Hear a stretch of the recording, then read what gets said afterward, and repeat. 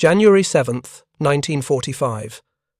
A bunker beneath the Kummersdorf Proving Ground, 40 kilometers south of Berlin. The fluorescent lights cast harsh shadows across the wooden examination table as Oberingenieur Friedrich Halder carefully disassembled what should have been impossible.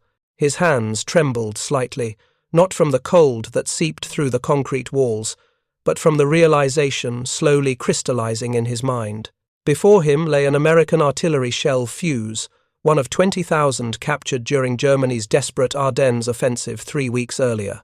For months, Wehrmacht soldiers had whispered about American shells that seemed to think that detonated with uncanny precision above German positions, turning the very air into a killing field. Now Halder understood why. If you're enjoying this deep dive into the story, hit the subscribe button and let us know in the comments from where in the world you are watching from today. And the implications were staggering. Inside the Fuze's aluminum housing, no larger than a coffee can, sat 4 miniature vacuum tubes. Vacuum tubes in an artillery shell, tubes that had survived being fired at 20,000 times the force of gravity, that had endured rotational speeds of 30,000 revolutions per minute, that functioned flawlessly after experiencing violence that should have shattered them into dust. Halder had spent 3 years designing proximity phases for the Luftwaffe. He had concluded, as had every German engineer who tackled the problem, that such a device was technically impossible with current technology. The Americans had made the impossible routine, and as Halder examined the Fuze's elegant circuitry, a more terrible realization emerged. This weapon explained everything. It explained why German attacks in the Ardennes had dissolved into slaughter. It explained why the Luftwaffe's desperate New Year's Day offensive had ended in catastrophe. But most devastating of all, it explained why 82% of Germany's vaunted V-1 flying bombs were being destroyed before reaching their targets. The wonder weapon meant to break British morale had met its match in American engineering genius, and Germany had no answer. What Halder couldn't know was that his examination had come far too late. The proximity fuse represented the culmination of a 5-year American scientific mobilization that had cost over $1 billion in 1940s currency, employed 80,000 workers, and integrated the efforts of over 100 companies. It was a weapon so revolutionary that General Dwight Eisenhower would later state that German possession of proximity fuses might have made the D-Day invasion impossible. The story of how this small device devastated German air power and ground forces reveals not just technological superiority, but the decisive advantage of democratic nations mobilizing civilian expertise for military purposes. It is the story of how free people, working openly and trusting each other, created a weapon that totalitarian secrecy could never match. September 6, 1940, Halifax, Nova Scotia. The Canadian Pacific liner, Duchess of Richmond, arrived, carrying cargo more valuable than gold. Sir Henry Tizard emerged onto the dock, clutching a black metal deed box containing Britain's most closely guarded military secrets. The Tizard mission, as history would remember it, represented an unprecedented gamble by a nation fighting for survival. Britain would share everything, every technological breakthrough, every military secret, with a country not yet at war. The alternative was defeat.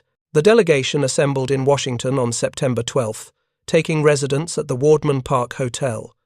For a week, they revealed Britain's technological treasures to American officials. Radar systems capable of detecting aircraft at night, jet engine designs that promised to revolutionize aviation, explosive technologies and chemical weapons research. But on September 19th, in a conference room overlooking Connecticut Avenue, British physicist Dr. John Cockcroft presented something special to a young American physicist who had been summoned specifically for this meeting. Dr. Merle A. Tuve, 39 years old, sat transfixed as Cockcroft explained British proximity fuse research. Raised in rural South Dakota, Tuve had spent his childhood tinkering with radio sets alongside his friend Ernest Lawrence, who would later win the Nobel Prize. Just 1 month earlier, Vannevar Bush had appointed Tuve to lead a new secret section of the National Defense Research Committee, Section T, created specifically to develop proximity fuses. The British concept while brilliant, remained theoretical.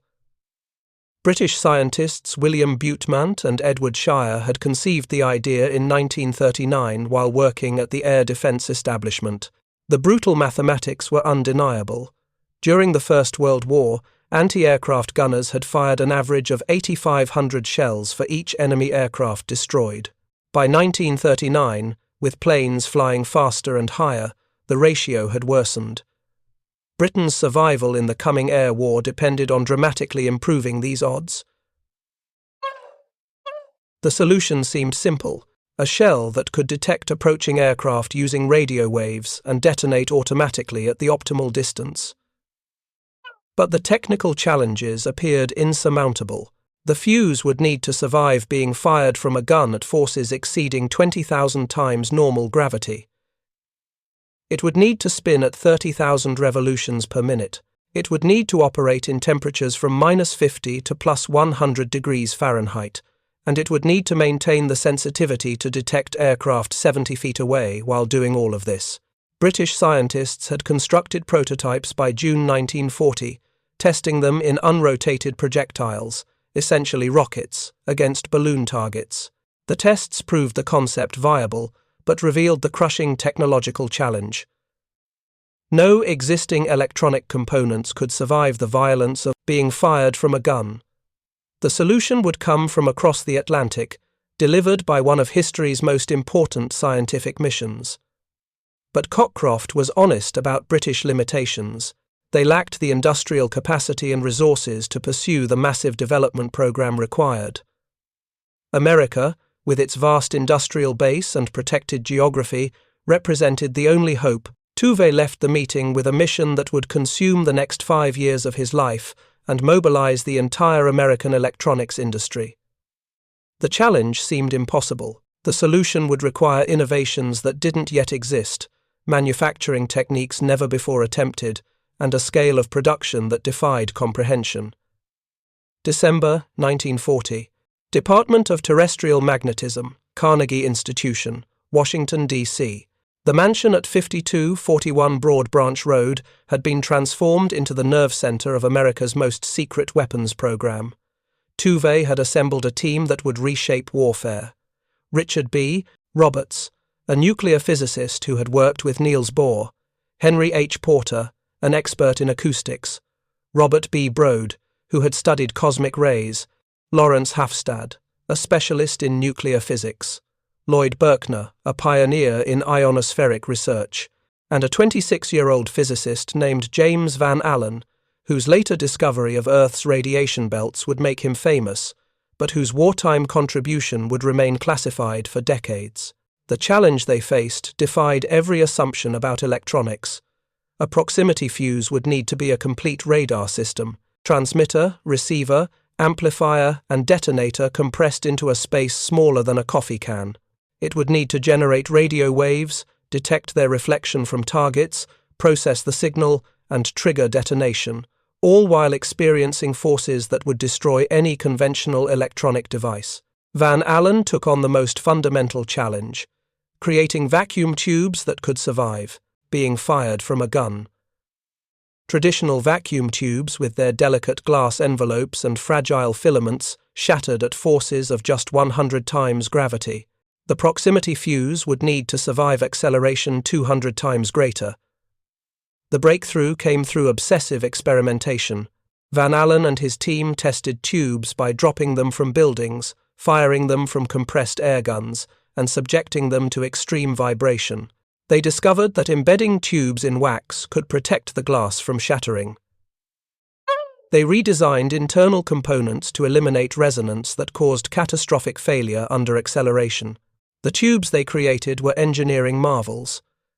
No larger than the metal and eraser on the end of a pencil, they weighed about 3 grams, but during firing, experiencing 20,000 times gravity, the equivalent weight became 140 pounds. As one engineer later described it, imagine a good-sized girl standing with all her weight on one stiletto heel bearing on a tiny glass tube. The tube had to survive. If you find this story engaging, please take a moment to subscribe and enable notifications. It helps us continue producing in-depth content like this. Mass production presented its own challenges. Sylvania Electric was awarded the contract to produce the tubes. At peak production, they employed 10,000 personnel, mostly women, to turn out 1 million tubes every 2.5 days. This was 2/3 the production rate of the entire pre-war American radio industry, accomplished by a single company working on components 1/10 the size of conventional radio tubes. By January 1942, researchers had their shock-proof vacuum tube, later patented by Van Allen and 2 colleagues. That summer, they tested proximity fuse-tipped shells that hit their targets about half the time. By early 1943, about 5,000 fuses had been produced. By the end of the war, 5 separate manufacturers and 80 subcontractors around the country were producing 40,000 fuses daily, using the labor of 80,000 people. August 12, 1942, Chesapeake Bay. The newly commissioned light cruiser USS Cleveland began a scheduled 2-day live-fire evaluation of the new fuse. The targets were 3 drones, small aircraft under remote radio control, all of which gunners would attempt to destroy using proximity-fused ammunition. The Navy expected the test to reveal weaknesses that would require months of additional development. The testing stopped when drones were destroyed early on the first day. 3 drones obliterated with just 4 projectiles. The Navy cancelled the remainder of the test and immediately ordered mass production. The proximity fuse was ready for war, January 5, 1943, southwest of Guadalcanal, Solomon Islands.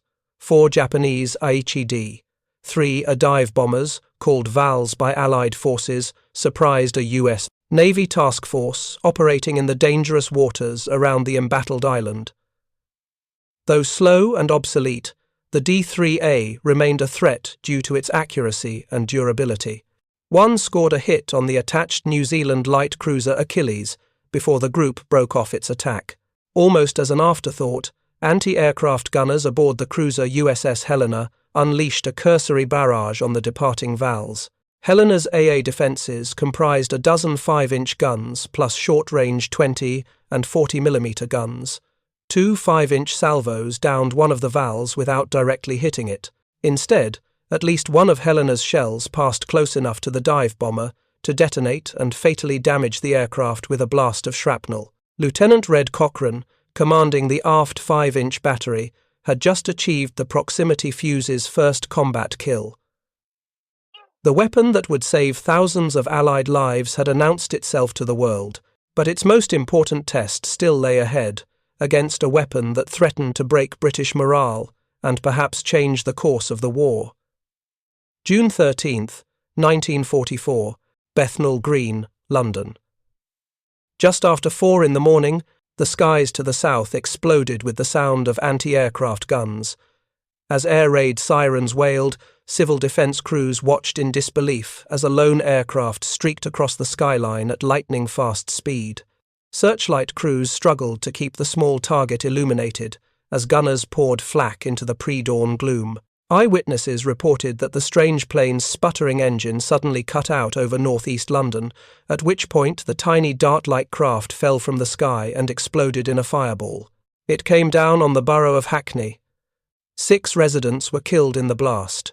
The V-1 flying bomb, designated Vergeltungswaffe 1, Vengeance Weapon 1, by the Germans, had begun its campaign of terror against Britain. The British called it the Doodlebug, or buzz bomb, because of the distinctive sound of its pulse-jet engine. The V-1 represented Hitler's response to the devastating Allied bombing campaign against German cities. Unable to penetrate British air defences with conventional bombers, Germany had developed a pilotless aircraft that could deliver a 1-ton warhead at speeds approaching 400 miles per hour. With a maximum range of 240 kilometers, the guidance system guaranteed about 80% of missiles would strike within a 12-kilometer circle of the selected target. Mass production had begun in March 1944. By summer, launch sites along the northern coast of France were firing over 100 vones-second daily at London. The weapon terrorized British civilians. It flew too fast for most fighters to intercept, and too low for traditional anti-aircraft defences to effectively engage. The psychological impact was profound.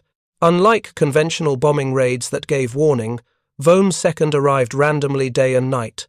The distinctive buzz of the pulse-jet engine would suddenly cut out, followed seconds later by a massive explosion. Londoners learned to fear the silence after the buzz stopped. British air defences struggled, initially. In the first week of V-1 attacks, anti-aircraft guns deployed along the coast destroyed only 17% of incoming missiles. Fighter aircraft achieved better results, but the V-1's small size and high speed made interception extremely difficult. Pilots had to dive steeply to catch the flying bombs from behind, and if they detonated the warhead with cannon fire, the explosion could destroy the attacking aircraft. The British desperately needed a better solution. June 12, 1944. The War Department authorized the use of proximity fuses against V-1 flying bombs. It was the first time proximity fuzzes would be used over land where enemy forces might capture unexploded examples and reverse engineer the technology. The risk was enormous, but the threat to London justified it. The impact was immediate and dramatic. Section T modified fuses to fit British 3.7-inch and American 90mm anti-aircraft shells. When combined with newly deployed SCR-584 radar gun directors and M9 fire control computers, the proximity fuse transformed anti-aircraft effectiveness. The proportion of flying bombs destroyed by coastal gun batteries climbed steadily.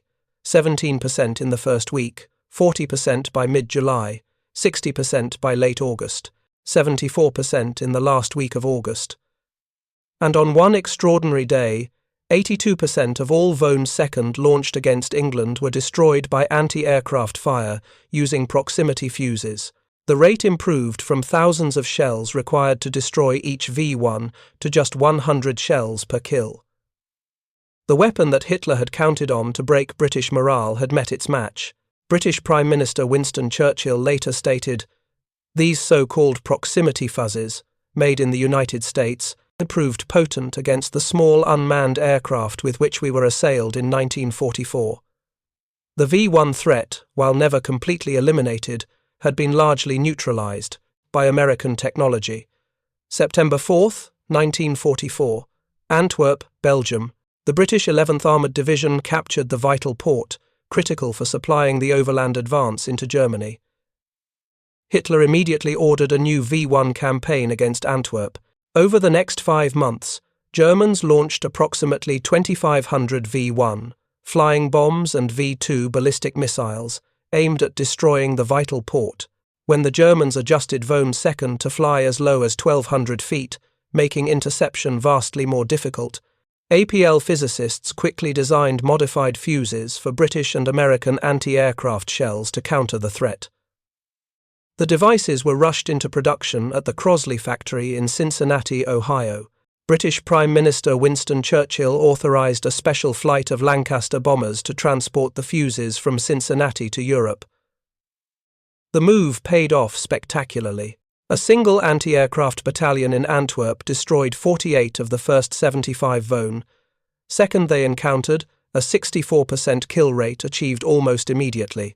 The Great Supply Port remained open without interruption for the duration of the war, ensuring the Allied advance into Germany could continue.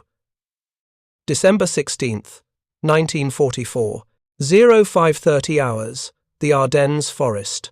The frozen earth trembled as German artillery opened fire along an 85-mile front.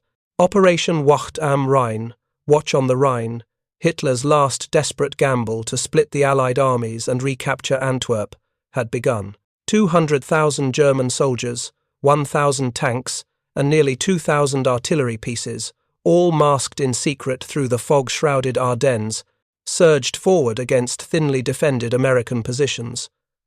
The initial bombardment achieved complete tactical surprise. American intelligence had failed catastrophically. They hadn't detected the massive build-up, and many frontline units were either green replacements or exhausted veterans sent to this quiet sector for rest. For the first days of the offensive, German forces achieved significant gains. The weather was atrocious. Heavy fog and low clouds grounded Allied air support. German commanders believed they had created the perfect conditions for success. But at Monschau, Germany, Colonel Oscar Alfred Axelson of the 406th Artillery Group faced an impossible tactical situation. The 38th Cavalry Squadron, a small reconnaissance unit, was being overwhelmed by superior German forces. Conventional artillery couldn't stop the assault. In desperation, Axelson made a historic decision: deploy the secret proximity-fused shells without authorization. He would later face potential court-martial for this choice, but in that moment he recognized that following orders meant certain defeat. The effect was immediate and devastating. German soldiers advancing in traditional assault formations suddenly found themselves under a type of fire they had never experienced. The shells exploded 30 to 50 feet above them. Each detonation created a cone of fragments that covered vastly more area than conventional ground-burst shells. Veterans who knew how to take cover from normal artillery were cut down in their foxholes, behind trees, in ditches, anywhere they sought shelter. Among the 326th Volksgrenadier Division attacking the 38th Cavalry Squadron's positions, soldiers who had survived years on the Eastern Front encountered something that defied their understanding of warfare. These weren't the artillery patterns they knew, the predictable impacts, the safe zones, the protective value of entrenchments. This was death delivered from above with mathematical precision. Feldwebel Klaus Richter, surviving the initial barrage, later wrote in his diary, "The Americans possess a new weapon that defies all tactical doctrine. Our men are being slaughtered in their foxholes by artillery that explodes in the air above them. There is no defense, no cover. Death comes from the sky itself." Word of the weapon's impact reached Supreme Headquarters rapidly. General Dwight Eisenhower, recognizing the desperate situation developing across the Ardennes, formally requested authorization on December 19th to use proximity fuzes in ground combat. By December 21st, all restrictions were lifted. Proximity phases were released for general ground combat use across the entire Bulge battlefield. The rapid distribution that followed demonstrated American logistical superiority. Within days, proximity-fused shells were being delivered to artillery units throughout the Ardennes. The 463rd Parachute Field Artillery Battalion at Bastogne received their allocation just as the German ring closed around the town. The 429th Armored Field Artillery Battalion began using them to defend the northwest approaches. The 969th Artillery Battalion, an African-American unit, employed them with devastating effect southwest of Bastogne. Each unit discovered the same truth. Proximity fuses transformed artillery from a support weapon into a decisive battlefield tool. Forward observers no longer needed to carefully adjust fire. The fuses would find their own optimal detonation point. Accuracy requirements decreased while lethality increased exponentially. The siege of Bastogne provided the perfect demonstration of proximity fuses in defensive warfare. The 101st Airborne Division, completely surrounded and outnumbered, held the vital crossroads against repeated German assaults. Between December 19th and 31st, American artillery units at Bastogne fired thousands of proximity-fused rounds. The mathematics were undeniable. Where conventional shells might achieve a 5% casualty rate against entrenched troops, proximity fuzes achieved 70% casualty rates. German attacks, launched repeatedly up steep forested slopes, met at walls of air-burst steel. Entire companies disappeared in seconds, bodies piled so thick that subsequent waves had to climb over their own dead. The psychological impact on German soldiers was catastrophic. They were facing a weapon against which there was no defense, no tactical solution, no way to survive except retreat. But during the chaos of the German offensive, something happened that Allied commanders had feared for over a year. December 20th, 1944.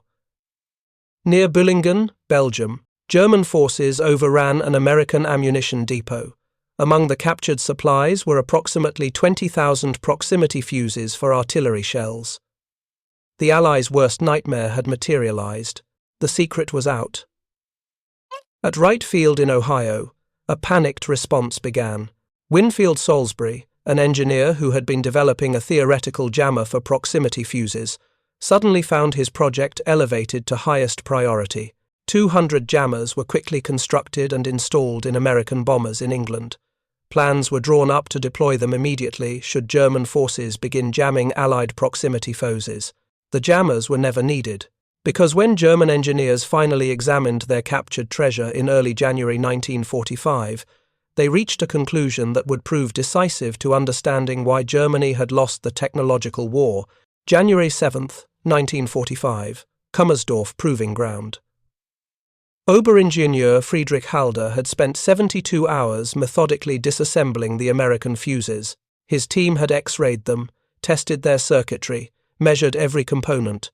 The report he was preparing for the High Command would be one of the most devastating documents of the war, not because it revealed enemy capabilities, but because it revealed German limitations.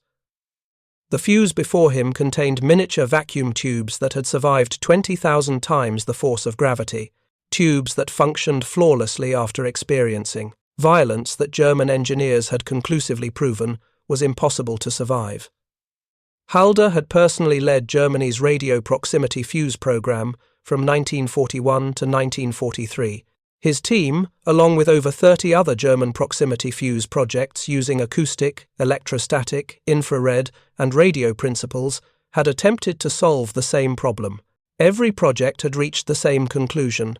Vacuum tubes could not survive the acceleration forces of being fired from a gun.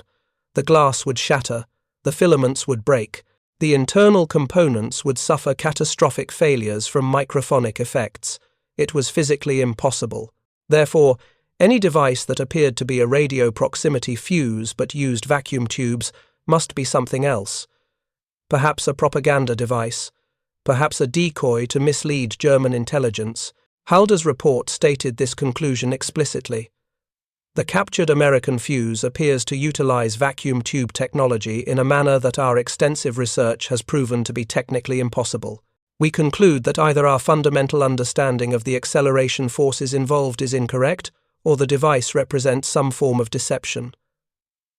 Further investigation is recommended, but given current resource constraints and the deteriorating military situation, immediate practical application appears unfeasible.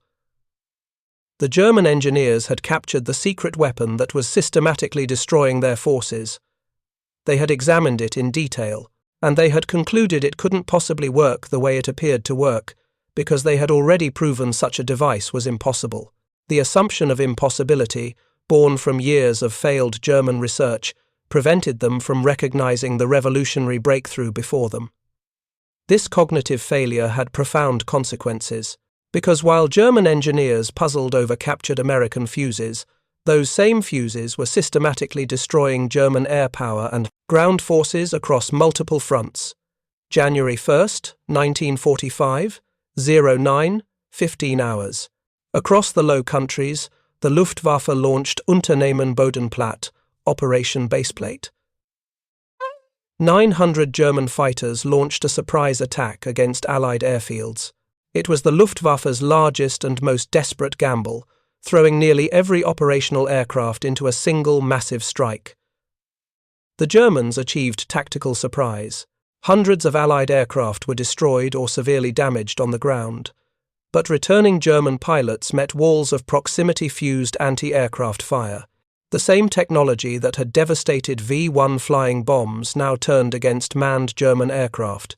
Allied anti-aircraft batteries, deployed primarily to defend against V-1 attacks and equipped with proximity fuses, SCR-584 radar directors, and sophisticated fire control computers, created killing fields in the sky. Of 277 German aircraft lost that day, 172 fell to anti-aircraft guns. The kill rate stunned both sides. German pilots, trained to evade predictive anti-aircraft fire, found shells detonating precisely where they would cause maximum damage. The Luftwaffe, already crippled by fuel shortages and pilot losses, never recovered from Operation Bodenplatte. It had sacrificed its remaining strength against a defense it didn't understand and couldn't counter. The connection between German failures became clear. The same technology destroying V-1 flying bombs at an 82% rate was now destroying German manned aircraft at similar efficiency. The same proximity fuses used in ground combat were decimating German infantry formations, and German engineers, having captured examples of this revolutionary weapon, had concluded it was impossible and therefore couldn't be what it appeared to be. By late January 1945, Wehrmacht intelligence finally grasped the weapon's significance. A report from Foreign Armies West stated, "The Americans possess a radio-controlled artillery fuse that detonates shells at optimal height for anti-personnel effect. This weapon has caused severe casualties among our forces in the Ardennes. No effective countermeasures exist." But the report came too late.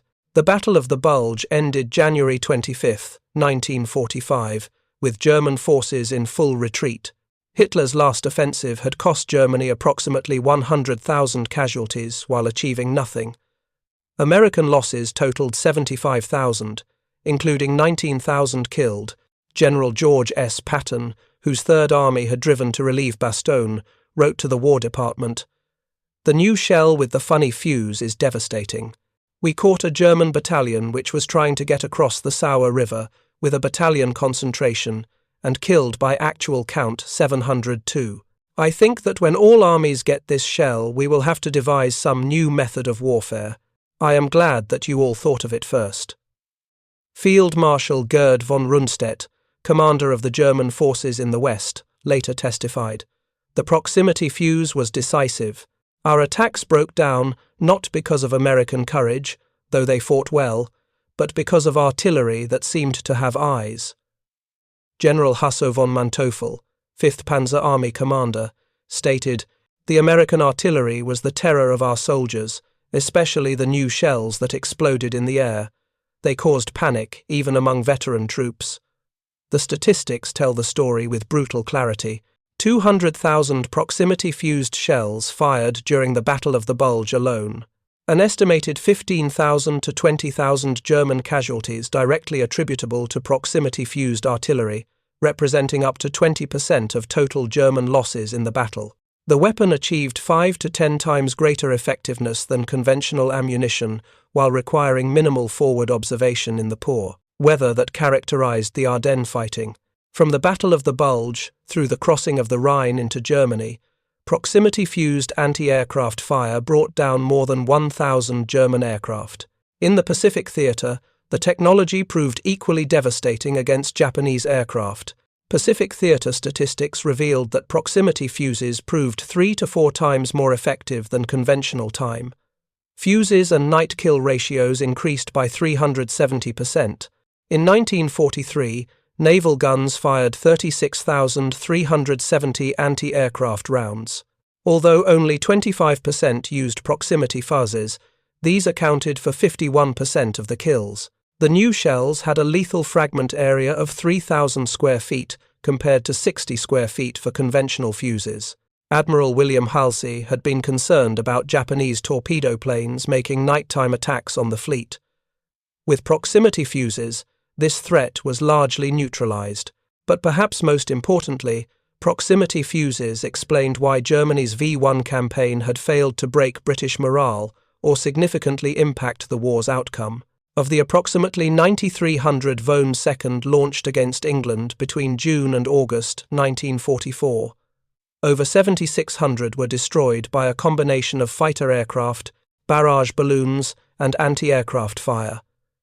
The coastal gun belt, equipped with proximity fuses, achieved the highest kill rates. The progression was relentless, 17% destroyed in the first week, rising to 60% by late August, 74% in the final week, and on one day, 82% of all V-2 approaching England were destroyed by anti-aircraft fire using proximity fuses. The wonder weapon Hitler had counted on to terrorize Britain into submission had been systematically neutralized by American technology that German engineers had concluded was impossible. The cost of the proximity fuse program approached $1 billion in 1940s currency, equivalent to approximately $15 billion today. It required 87 companies, 110 factories, and 80,000 workers. Only the Manhattan Project cost more, yet the return on investment proved incalculable. Every V-1 destroyed before reaching London saved British civilians. Every Japanese aircraft destroyed before reaching its target saved American sailors. Every German soldier killed by airburst artillery couldn't kill Allied soldiers. Secretary of the Navy James Forrestal said, "The proximity fuse has helped blaze the trail to Japan. Without the protection this ingenious device has given the surface ships of the fleet, our westward push could not have been so swift, and the cost in men and ships would have been immeasurably greater." Admiral Chester Nimitz provided perhaps the best assessment. The proximity fuse was worth 10 divisions of infantry, 100 squadrons of aircraft, an entire fleet of ships. It was force multiplication through technology, the American way of war.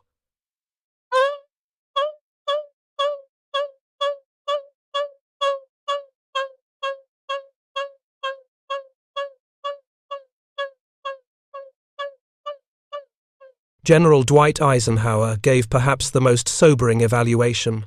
It seemed likely that if the Germans had succeeded in perfecting and using these new weapons 6 months earlier than they did, our invasion of Europe would have proven exceedingly difficult, perhaps impossible. But Germany didn't perfect proximity fuses. Despite having over 30 different proximity fuse programs under development, despite receiving intelligence about Allied proximity fuses through the Oslo Report as early as 1939, despite capturing working examples in December 1944, Germany never fielded an operational proximity fuse. The reasons were multiple and interconnected. First, Hitler had personally ordered the termination of most advanced weapons research in 1941, believing the war would be won before such weapons could be developed. The proximity fuse program, among many others, was cancelled. Work didn't resume until 1944, far too late. Second, German research efforts were fragmented and compartmentalized. Over 30 separate programs pursued proximity fuses using different principles, with minimal coordination or resource sharing. This was partly due to inter-service rivalries, partly due to security compartmentalization, and partly due to the chaotic nature of German military-industrial organization. Third, and most decisively, German engineers had reached a technological conclusion that American engineers had overcome. They had concluded that vacuum tubes could not survive the acceleration forces of gun firing. When presented with evidence that contradicted this conclusion, captured American fuzes using vacuum tubes, they assumed the evidence must be misleading rather than questioning their fundamental assumptions. In contrast, the American proximity fuse program succeeded through the opposite approach. British and American scientists shared their research openly through the Tizard mission. Section T brought together physicists, engineers, and industrial manufacturers in collaborative effort. Dr. Merle Tuve assembled a team that included some of America's brightest scientific minds, gave them clear objectives, and provided the resources they needed. When they encountered the supposedly impossible challenge of creating vacuum tubes that could survive gun firing, they didn't accept impossibility. They experimented obsessively until they found solutions. James Van Allen, who developed the shock-resistant vacuum tubes, later reflected, "It was an enormous challenge. The conventional wisdom said it couldn't be done, but we weren't trying to prove it was impossible. We were trying to make it work. That made all the difference." The proximity fuse demonstrated that free societies could mobilize civilian expertise more effectively than totalitarian regimes. While German scientists competed in isolation under rigid hierarchies, American scientists, British physicists, and Canadian engineers collaborated openly. The trust required for such collaboration, sharing secrets across national boundaries, pooling intellectual resources, proved impossible in totalitarian systems built on suspicion and compartmentalization. The women who assembled proximity fuses, working in factories across America, represented another dimension of this democratic advantage. Betty Morrison at Crosley, Marie Collins at Johns Hopkins, thousands of others whose names are lost to history, assembled millions of precision devices under strict security. Most never knew what they were building.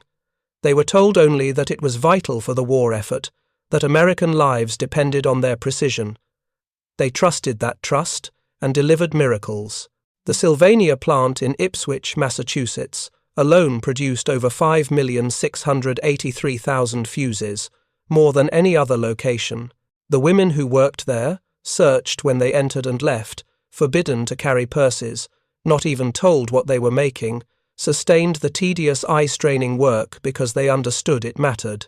That civic trust, that willingness to contribute to a collective effort without needing to understand every detail, represented democratic strength that totalitarian systems couldn't replicate. By war's end, over 22 million proximity fuses had been produced. They were credited with destroying approximately 25,000 enemy aircraft, over 5,000 V-1 flying bombs, and tens of thousands of enemy soldiers. Allied lives saved numbered in the hundreds of thousands. But beyond statistics lay transformation. The proximity fuse changed how wars were fought. Introducing the age of smart weapons, it demonstrated that technological superiority could provide decisive military advantage. It proved that democratic nations mobilizing civilian science and industry could out-innovate totalitarian regimes. Every precision-guided munition today, from cruise missiles to smart bombs to surface-to-air missiles, descends from the proximity fuse, the first weapon that could sense its environment and choose when to detonate. The German soldiers who faced proximity-fused artillery experienced something unprecedented: death delivered by shells that seemed intelligent, that could find them anywhere, that transformed the very air into a killing zone. Their experience marked warfare's transformation into the technological age. From Colonel Axelson's unauthorized first use on December 16, 1944, through the systematic deployment of hundreds of thousands of shells across multiple theaters, proximity fuzzes demonstrated that scientific innovation could provide decisive military advantage. Feldwebel Klaus Richter, who had witnessed the first proximity-fused artillery barrage at Monschau, made his final diary entry on January 23, 1945, as German forces retreated from the Bulge. "We face not just American soldiers but American science. Their shells think, they calculate, they decide when to kill. We are fighting the future itself, and the future is winning. God help Germany, for we have awakened a giant whose weapons are guided by intelligence itself." Richter couldn't know how prophetic his words were. The proximity fuse represented more than just superior technology. It embodied the advantage of free societies mobilizing civilian expertise for military purposes. While German scientists competed in isolation and Japanese researchers worked in ignorance, American scientists, British physicists, and Canadian engineers collaborated openly, sharing discoveries and solving problems collectively. The German engineers at Kummersdorf, examining captured proximity fuses in January 1945 and concluding they represented impossible technology, symbolized the cognitive trap that helped doom the Third Reich. They had so thoroughly convinced themselves that vacuum tubes couldn't survive gun firing that they couldn't accept evidence to the contrary. Their own failed research programs had created mental barriers that prevented them from recognizing revolutionary breakthroughs. Meanwhile, American women in factories from Ohio to Massachusetts to Pennsylvania assembled millions of these supposedly impossible devices with precision that would astound modern manufacturers. American scientists solved problems that German engineers had dismissed as unsolvable. American industry produced at scales that defied German comprehension, and American trust, the willingness to share secrets with allies, to collaborate across boundaries, to mobilize civilian expertise for military purposes, proved to be as decisive as any weapon. The proximity fuse's story ultimately reveals why 82% of V-1 rockets never reached their targets, why the Battle of the Bulge ended in German defeat, why the Luftwaffe's desperate January offensive achieved nothing, and why Allied forces advanced with lower casualties than feared. The answer wasn't just superior numbers or industrial capacity. It was superior science, openly shared and collaboratively applied. Dr. Merle Tuve never recovered from the war's intensity. Colleagues found him in 1946, sitting alone in his empty laboratory at Johns Hopkins, weeping. "All those boys who died while we were still developing the fuse," he said. "If we'd been faster, even by weeks, how many would have lived? He spent his remaining years in astronomical research, seeking distance from weapons development. He died in 1982, his name unknown to most Americans despite his decisive contribution to victory. James Van Allen achieved fame for discovering Earth's radiation belts in 1958. When asked about his wartime work developing the proximity fuse, he would say simply, "I helped save lives. Everything else I've done pales in comparison." The legacy extends beyond World War II.